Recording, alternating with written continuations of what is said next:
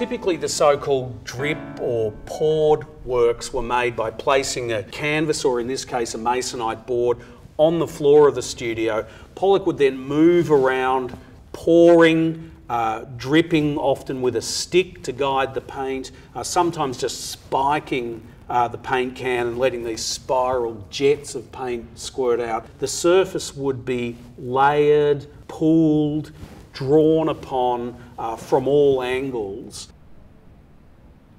You don't get to a moment like this deceptive sense that he's just thrown it on the floor and gone at it. You don't get to that moment if you haven't asked yourself, how does scale work? You don't get to that density of surface if you haven't thought carefully about how space happens in painting. Above all, I don't think you get to this point unless you're prepared to just break painting apart.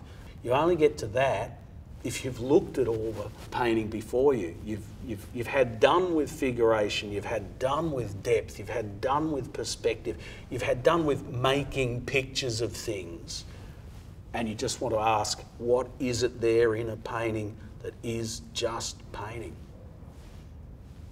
Pollock wasn't the only artist who was working in this kind of energetic, painterly, abstract style, but he did seem to be the one who attracted the most attention. I mean, Life magazine did a double-page spread with the headline, Jackson Pollock, is he the greatest living painter in the United States? Pollock, he probably only made 3 or 4 statements about his art in his entire life. So he wasn't out there hustling. People came to him.